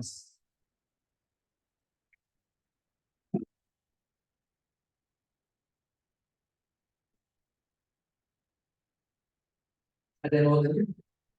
Pengalaman keluarga, pengalaman adik, Pak, adik saya kok kecil, tapi saya gede banget, atau Pak, saya kok normal, tidak optimal di badannya, tapi bisa kok normal. Dan yang seperti itu, atau Pak, saya normal, saya normal, Pak, saya kecil, adik saya juga kecil, tidak, adik saya kecil semua. Ya. Oh, lanjut. Oke, kita sekarang lanjutkan. Ini sudah familiar ya sama teman-teman ya, AKG ya, angka kecukupan. Kalau angka kecukupan ini kalian bisa lihat di Permenkes 2014. Hah? Sorry, itu PG 2019. Ya, di 2019 terkait dengan kecukupan makan AKG yang dianjurkan tadi. Nah, di sini teman-teman sekalian, yang dimaksud anak preschool untuk sekolah ini kalau kalian lihat gitu ya. Ini di sini ternyata yang tabel atas adalah makronutrien ya, kebutuhannya banyak mulai dari karbohidrat, lemak, protein, serat sama air. Kalau yang bawah adalah mikronutriennya, vitamin dan mineral. Nah, di sini kalau teman-teman cermati, laki-laki sama perempuan, bayi sampai anak usia 9 bulan, maaf 9 tahun itu sama. Tapi setelah usia 10 tahun beda. Karena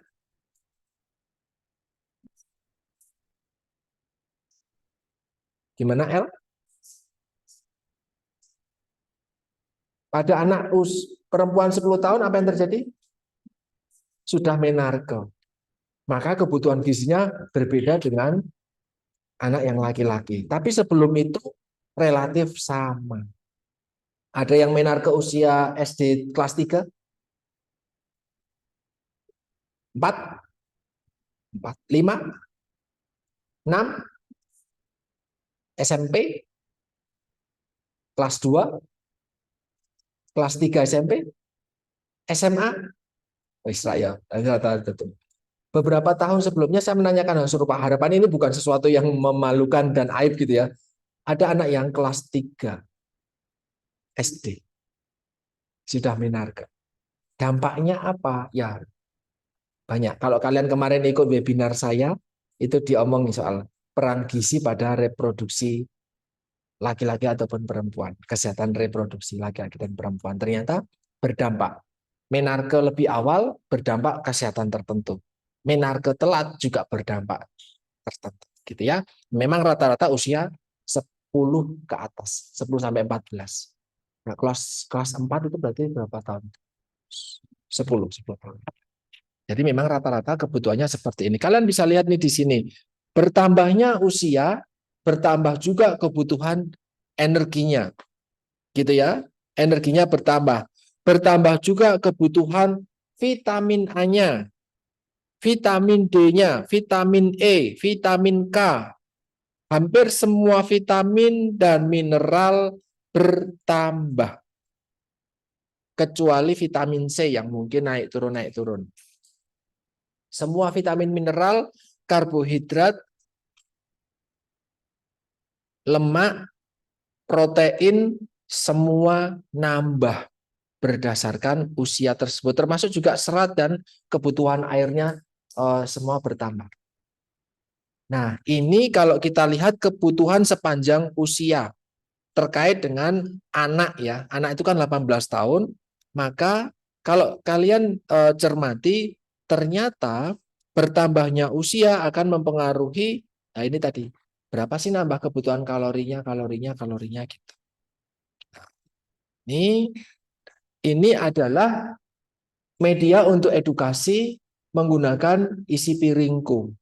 Ya, kalau untuk anak, untuk toddlers, usia balita atau PMBA itu pemberian makan bayi, ya usia 2 tahun, 2 tahun ke bawah, seperti ini porsinya. Jadi ada porsi yang warna merah ini untuk kacang-kacangan dan olahannya. Kemudian anak seperti ini, dewasa seperti ini. Ini makanya kalau kita kan kayak gini ya, apa namanya isi piringku nih. Ya, di sini ada karbohidrat yang warna oranye, ini sayur, ini buah, dan kemudian ini adalah protein. Ini isi piringku untuk orang yang normal dewasa. Jadi kalau teman-teman memberikan edukasi isi piringku pada anak sekolah, jangan pakai isi piringku untuk orang dewasa. Anak sekolah pembagiannya 3. Ya, 30%, 30%, 30%. Gitu ya, sorry, balita maksud saya. Nah, ini kalau yang buat balita tadi. Ya, pembagiannya seperti ini. Nah, kalau yang buat obes, kayak gini juga kah? Isi piringnya? Enggak. Kalau obes pakainya T, modelnya T. Yang obes dengan yang dewasa biasa, perbedaannya ada pada porsi karbohidratnya lebih banyak atau lebih kecil? Lebih sedikit. Karbohidratnya lebih sedikit, maka apa yang lebih banyak? Hmm? Apa? Karbohidratnya lebih banyak, lebih sedikit? Betul. Kalau porsi karbohidrat lebih sedikit kan berarti ada yang bertambah. Yang bertambah adalah sayur protein. Sayurnya tetap, sayur buahnya tetap separuh, gitu ya. Tapi proteinnya bertambah, menggantikan porsi karbohidrat yang berkurang tadi. Gitu ya. 25%, 25% di sini. Jadi ini separuhnya tetap sayur buah, tetapi proteinnya ini yang biru ini bertambah jadi seperempat. Karbohidratnya berkurang menjadi seperempat. Oke? Ini teman-teman perlu pahami karena kita sudah belajar itu. Nah, ini yang tadi saya sampaikan. Kenapa usia 6 sampai 23 itu usia kritis karena kita memberikan MPASI. Harusnya kan diberikan makanan ya jadi tambah gemuk, tambah tinggi gitu kan. Tapi ternyata berdampak juga sebaliknya ketika kita tidak memperhatikan ini. Apa yang bisa kita perhatikan? Tepat jenis.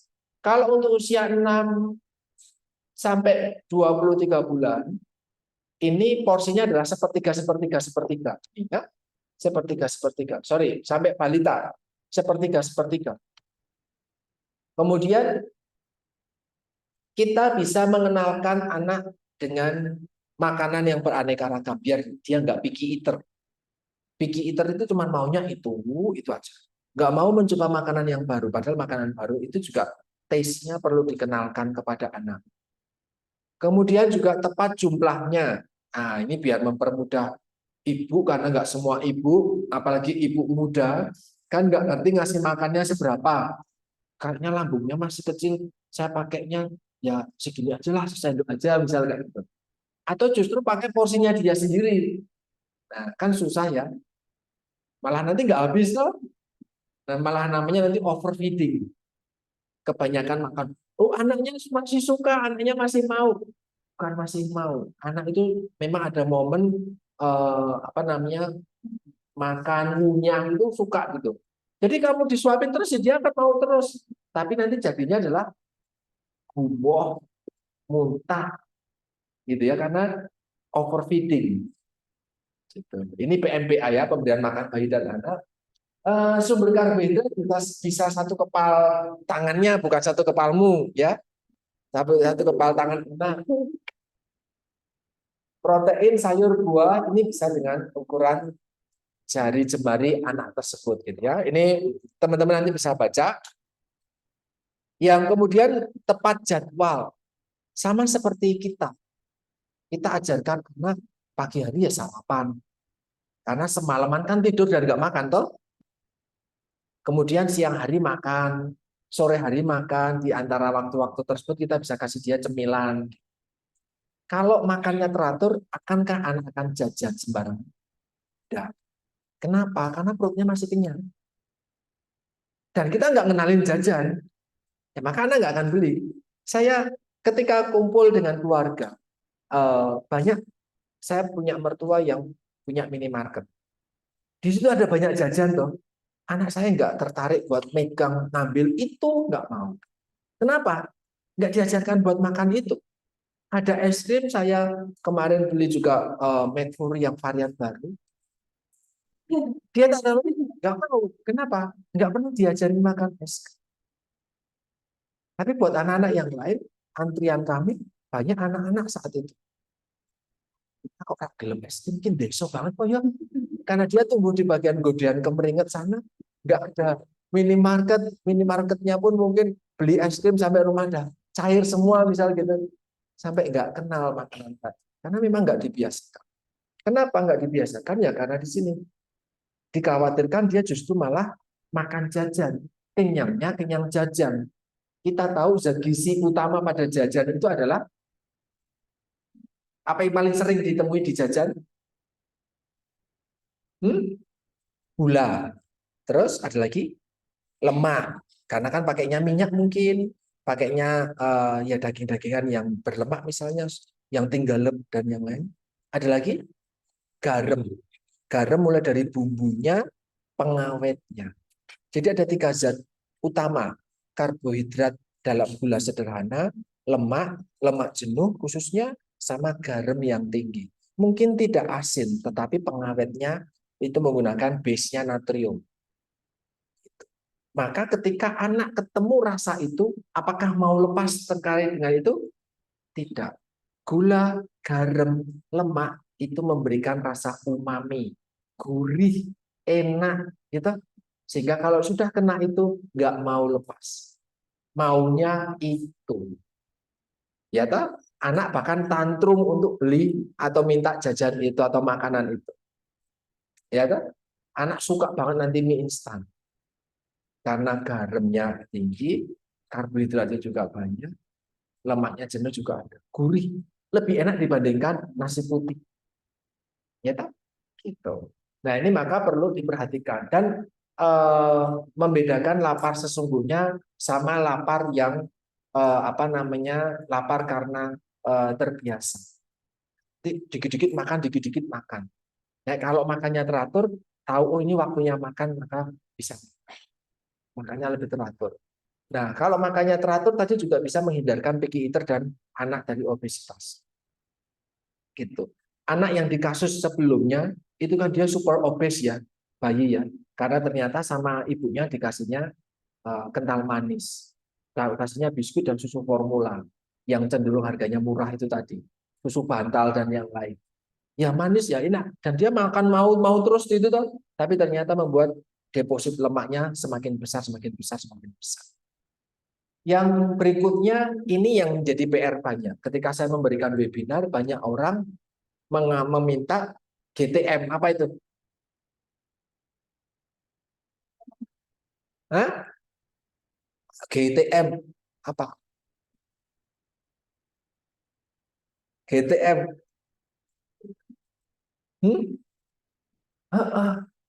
Anak nggak mau makan. Gerakan tutup mulut. Anak itu nggak mau makan. Punya balita di rumah atau ada yang rumah punya balita di rumah? Keponakan. Ada mengalami GTM atau enggak? Ya. Disuruh waktunya makan, uangnya minta ampun. Sampai ya sudahlah maunya apa gitu tuh. Alhasil orang tuanya yang maunya jajan, kalau jajan langsung. Tapi kalau waktunya makan dia tahu GTM. Bagaimana biar nggak GTM? Ini yang saya lakukan di keluarga saya. Saya lakukan di anak saya. Yang pertama adalah tidak memaksakan yang nggak disuka. Anak saya nggak suka jeruk, ya sudah nggak usah makan jeruk. Tapi dia sukanya pir, apel, sama jambu, sama nanas, ya sudah itu yang saya kasih. Jangan memaksakan yang nggak disuka. Satu. Yang kedua, kalau sudah kenyang, jangan dipaksain habis. Maka kita yang menyesuaikan porsinya. Kalau anak saya bagaimana mengetahui dia kenyang atau belum? Dia akan goek, goek. Dia bilang itu. Udah nggak mau lagi. Nah, sudah. Bukan nggak tutup mulut enggak, tapi dia langsung gitu. Bukan sendawa. Goek. Terus dia ya sudah stop, jangan dipaksa. Karena kami pernah memaksakan dan dia jadi gumoh. Gumoh itu bukan muntah tapi keluar lagi karena epiglotisnya belum tertutup dengan sempurna. Apa namanya sphincter esofagusnya belum tertutup dengan sempurna. Jadi yang dari lambung penuh tuh dia keluar. Oke. Yang ketiga, makan ini pertama nggak lama, 20 menit sampai 30 menit aja. Yang kedua jadi momen yang menyenangkan. Kalau saya membuat makan di meja makan. Dulu saya diasuhnya dengan, karena saya dekat dengan stasiun di Purworejo, ya makan di jalan-jalan di stasiun. Dan kalau sekarang pun ternyata di momen, di tempat di mana saya pernah diasuh dulu, ini sekarang jadi momen anak-anak, tempat anak-anak nonton kereta. Jadi kayak taman, ada aneka macam bakul, yuk terus kursi, yang dibuat sama warga sekitar. Jadi kalau jam-jam sore, bayi sama pagi, bayi balita di situ pasti ada. Saya dulu di situ dan saya ketika pulang masih ada yang meneruskan budaya seperti itu. Saya nggak mau. Kenapa? Nanti makan ya ada syaratnya. Dan anak jadi terdistraksi. Lebih suka lihat kereta, teman-temannya lain dibandingkan dengan kalau duduk di meja makan, maka yang hanya difokuskan adalah makanannya saja. Oke, ini. Dan kemudian kami melibatkan anak dalam proses persiapan bahan makanan. Jadi meningkatkan ikatan bonding antara orang tua sama anak. Apa yang dilakukan? Memotong apa namanya? Kami pakai brokoli, memotong brokoli, dia suruh pegang. Tahu kalau kami lagi motong brokoli, nyiapin nasinya, ditimbang nasinya. Jadi anak saya tahu caranya nimbang. Karena kami beli timbangan kecil yang kalian punya di lab itu, yang putih bulat. Nah, nanti piring sajinya ditaruh di atasnya, ditera dulu gitu kan. Terus nasinya ditimbang. Dia tahu dan bisa. Karena dia terbiasa. Dan dia jadi nimbang. Oh ya. Itu akan tahu caranya, akan meningkatkan bonding. Kemudian ada anak kecil yang nggak mau sayur atau buah karena orang tuanya nggak ngasih contoh. Kamu cuman makan, itu sehat, makan, makan, makan, jujur. Anak saya nggak usah diminta ketika brokolinya ada direbus langsung minta itu. Dikasih di meja langsung satu, dua, masuk semua. Sampai tadi pagi. Nggak ada masalah dengan sayur apapun atau buah. Kenapa? Karena kami memaksakan diri untuk makan sayur dan buah di depan dia. Ngasih contoh. Jadi ketika makan buah, kami makan buah dan ekspresi enak. Oke, ngasih contoh. Karena dia akan meniru. Dan dia tidak merasakan, oh ini benar-benar enak atau ini enggak enak. Dia nggak punya itu. Persepsi itu dia belum punya. Tapi dia melihat orang tuanya antusias ketika makan. Maka dia akan antusias pula ketika makan. Oke. Nah, ini yang mungkin masih jadi PR. Orang tua hanya menyuruh makan, makan, makan, makan itu sehat itu baik. Betul, tanpa pernah ngasih contoh. Ya, ngasih contoh ternyata metops. Kemudian baby led weaning. Ngasih kesempatan anak buat belepotan makan sendiri. Tapi ini nganu ya, sesuai dengan apa usia ya. Ketika anak saya sudah bisa duduk tegap, didudukkan di kursinya sendiri, maka satu piring sajinya di piring sajinya, ya mirip tempat kursinya mirip seperti ini di sini di piring sajinya nanti ada piring saji dengan brokoli sendiri. Jadi dia makan brokoli sendiri. Dan makan tidak dicampur-campur kayak kita. Kita itu kan kalau makan isi piringku aneka macam kondimen toh. Satu piring ada nasinya sendiri, kerupuk, sambal, sayur dan yang lain dalam satu piring toh. Anak nggak bisa makan kayak gitu. Anak itu harus fokus pada sesuatu aja. Karena makan nasi, ada sayur, ada gini. Jadi mudah terdistraksi. Maka kalau kita keluar negeri, makanan itu pasti akan dipisah. Appetizer sendiri, main course sendiri, dessert sendiri. Kalau kita kan enggak dalam satu piring. Kalau piringnya kurang, ya cari piring yang lebih lebar dan gede. Iya toh? Nah, sehingga kita jadi nggak bisa fokus. Anak harus dibuat fokus dan diberi kesempatan dia makan sendiri. Perkara jadi kotor belepotan kan bisa bersih, bisa dibersihkan. Nanti kotor, ya tinggal kamu bersihkan ininya dengan cairan khusus yang food grade yang untuk anak. Yang itu bersih memang. Tinggal piring sajinya ditaruh, bahkan sekarang ada piring saji yang ada perekatnya. Jadi nggak khawatir dia jatuh atau apa, dia akan merekat di situ. Nah, dia punya kesempatan buat makan. Bukan dengan gigit-gigitin barang-barang lain, tapi dengan makan. Dan dia bisa merasakan makanan, kalau brokoli, brokoli aja tanpa bumbu garam dan yang butuh garam dan bumbu-bumbu itu kan kita. Anak nggak butuh, ini rasa bawang sama minyak wijen itu enak banget ketika kena panas gitu. Itu kalau kamu makan tio-ciu, kamu makan makanan Cina dan yang lain yang enak itu tadi. Tapi kalau balita nggak butuh itu, so plain sehingga tahu rasanya labu kukus, ini kayak kasusnya Wati, Waluh kukus gitu ya. Nah, Yayati, ya, tahu nggak tahu ya sudah. Kalau nggak tahu nggak usah. Ya, itu kasihan banget itu. Nah, diberikan kesempatan untuk melatih motorik anak. Jadi anak tahu, oh teksturnya keras, oh teksturnya lembut, oh ini caranya makan gitu ya. Nah, tapi saya masih punya PR nih untuk anak saya sendiri. Setelah makan, piring sajinya habis, brokolinya dia buang gitu. Ini masih PR buat kami.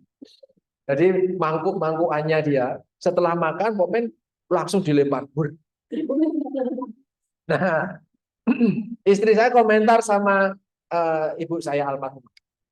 Wah, anak cucu pasti dibuang-buang itu. Dan dikasih tahu ternyata dulu saya juga kayak gitu. Nggak diajari siapa-siapa, ternyata genetiknya menurun. Kalau sudah habis dibuang. Nah, saya lagi ngajarin kalau makan taruh di meja. Di depan meja ada meja kan, ada meja tapi kan kecil. Kalau sudah taruh di meja. Saya masih punya cara mengajarinya belum berhasil. Jadi kalau kami nggak ngeliatin dia akan buang. Tapi kalau kamu ngeliatin dia akan. Ini masih jadi PR buat kami. Nah, dan kami makan di meja makan bersama. Jadi kita makan dia. Jadi dia tahu bahwa makan itu proses yang harus dilakukan. Itu momen menyenangkan, momen kebersamaan. Ini bukan budaya, ya, bukan kebiasaan kita sebagai orang Indonesia. Atau kalau kalian belajar banyak Montessori dan yang ini bukan kebiasaan. Tapi dengan melakukan ini, gerakan tutup mulut itu tidak ada.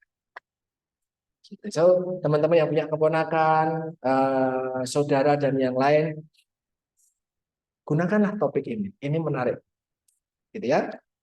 Sekarang mungkin belum, karena belum ada keharusan. Tapi kalau besok punya anak, dilemanya akan seperti itu. Wah, teori ini ramlaku blas, gitu. Karena ternyata nggak bisa diterapin.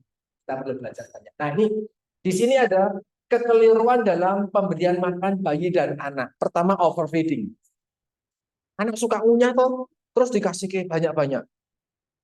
Harapan kita, oh itu pun cepat gede gitu. Tapi ternyata overfeeding. Malah yang overfeeding, gula, garam, lemak tadi yang diberikan banyak. Dan dorong overfeeding di situ. Kemudian nafsu makannya juga tidak tentu ya, karena tadi kadang dikasih banyak, kadang dikasih sedikit, makannya nggak teratur gitu toh. Jadi anak nggak habis makannya. Kadang nggak habis, kadang lahap. Kalau nggak habis kan ibunya stres sendiri gitu misalnya. Kemudian kita cenderung ngasih snack karena mungkin susah makan dan kasih snack aja lah. Wong itu juga roti ada gizinya kan gitu. Dikasihnya crackers, makanan-makanan yang menurut itu bukan makanan snack bayi, tapi snack orang dewasa. Snack bayi saya coba perhatikan kandungan gizinya berbeda dengan snack orang dewasa. Nah, diperhatikan betul di situ. Nah, di dalam memilih snack, di dalam memilih sufor, ada label yang kalian harus perhatikan kalau terkait dengan PMBA. Yang pertama adalah label BPA free. Ya, bisphenol A. Sekarang lagi trending nih. Yang satu mineral galon isi ulang terus-menerus, yang satunya saya BPA free, tapi kamu sampah masyarakat. Nanti di masyarakat jadi banyak sampah. Ya toh? Yang satu mengandalkan saya BPA free, yang satu ngomong ya tapi kan jadi sampah. Tahu ya maksud saya ya? Nah, ini anak itu perlu menggunakan bahan platonya kalau bisa yang BPA free gitu ya. Tempat makannya yang BPA free, kemudian juga yang kalau bisa GMO free juga, kalau bisa genetic modified organism yang free. Jadi nggak pakai rekayasa genetika. Kalau bisa, kalau nggak bisa ya sudahlah. Kan kamu nggak nanam padi sendiri di depan rumah, ya toh? Kan berasmu kan pasti pakai GMO, beras kapas, minyak kapas, kedelai, tahu tempe itu kan semuanya GMO semua. Kecuali kamu nanam sendiri di depan rumah, itu mungkin non GMO. Kemudian Centang hijau ini saya mengkampanyekan betul centang hijau, pilihan lebih sehat. Artinya gula, garam, lemaknya itu sudah dalam porsi yang aman dan baik. Nah, centang hijau. Kemudian ada halal buat teman-teman muslim yang memang perlu memperhatikan kehalalan suatu produk makanan, dan ini best before-nya diperhatikan serta baca label gizi.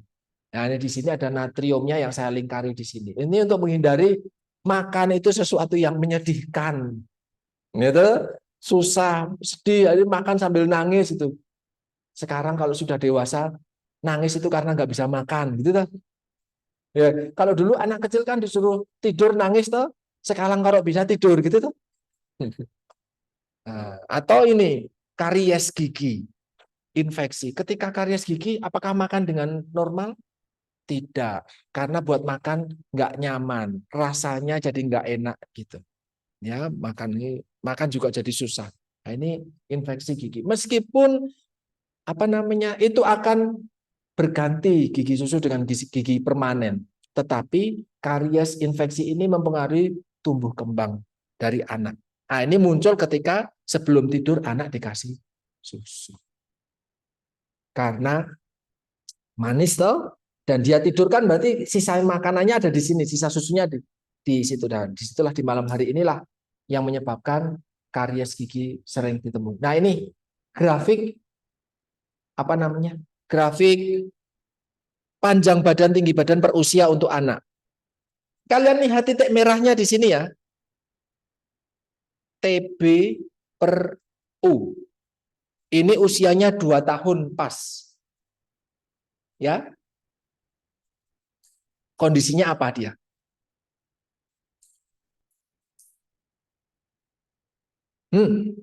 Apa? Ini di posyandu. Posisinya sekarang untuk indikator panjang atau tinggi badan untuk usia laki-laki ya warnanya biru, dan ini 2 tahun. Kalau kalian nggak lihat, tapi ini titiknya di sini. Apa simpulannya? Hah? Pendek. Ada lagi? Ada lagi? Dari kemarin, dan ini kan kita bicara tentang status gizi gitu tuh. Nyatanya itu kan nanti terrecord dalam bentuk seperti ini tuh. Nah, sekarang ada titik warna merah ini. Saya nggak memperdulikan titik merah di bulan selanjutnya, bulan sebelumnya enggak. Tapi in case di sini sekarang ini tanda kalau anak tersebut mengalami kenapa?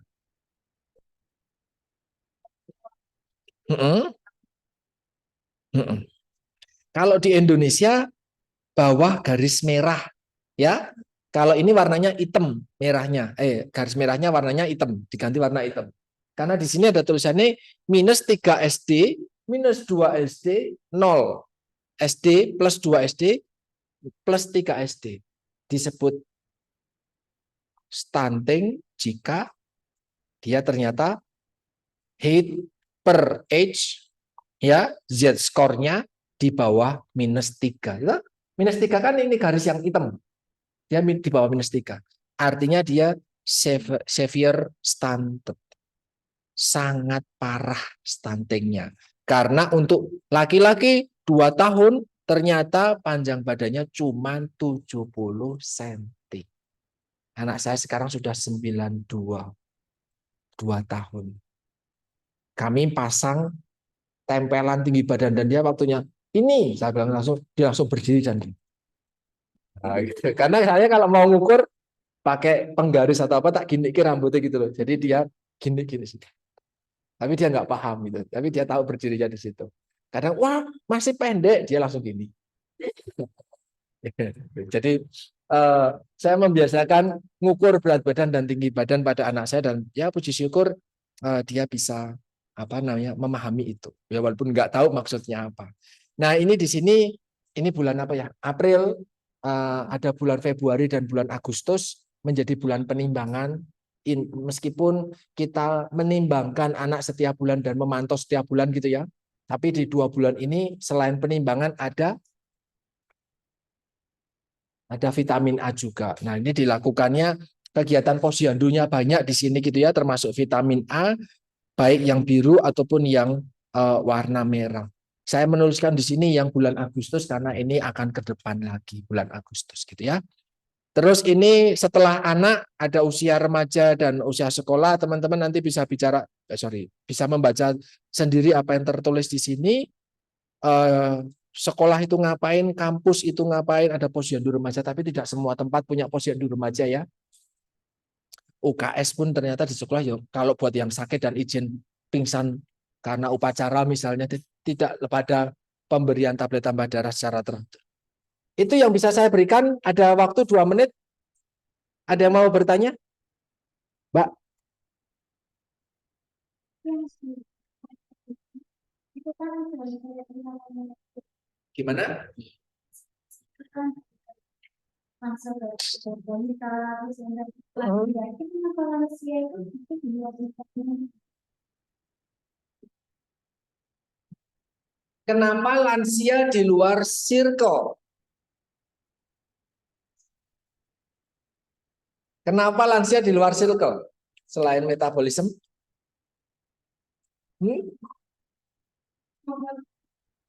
Kenapa lansia di luar circle? Ada yang disebut dengan lingkaran setan, masalah gizi. Iya toh? Pernah dengar itu istilah itu? Di mana masalah gizi nggak selesai-selesai. Ibu hamil yang kurang gizi melahirkan anak yang kurang gizi. Anak kurang gizi akan tumbuh jadi remaja kurang gizi.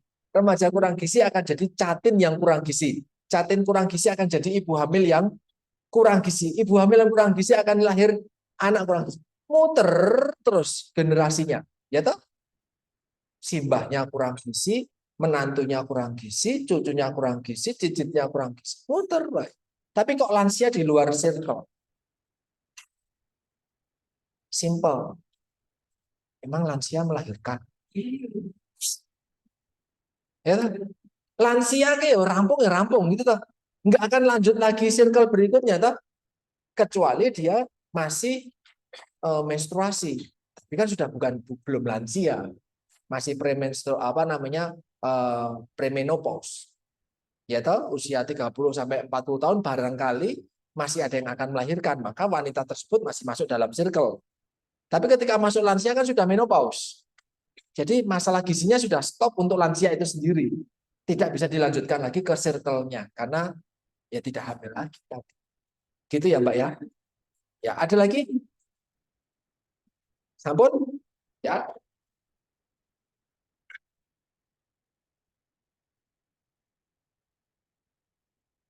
Baik, kalau memang sudah cukup, terima kasih. Semoga materi hari ini bisa memberikan insight yang baik buat teman-teman sekalian. Saya cukupkan. Terima kasih. Selamat siang.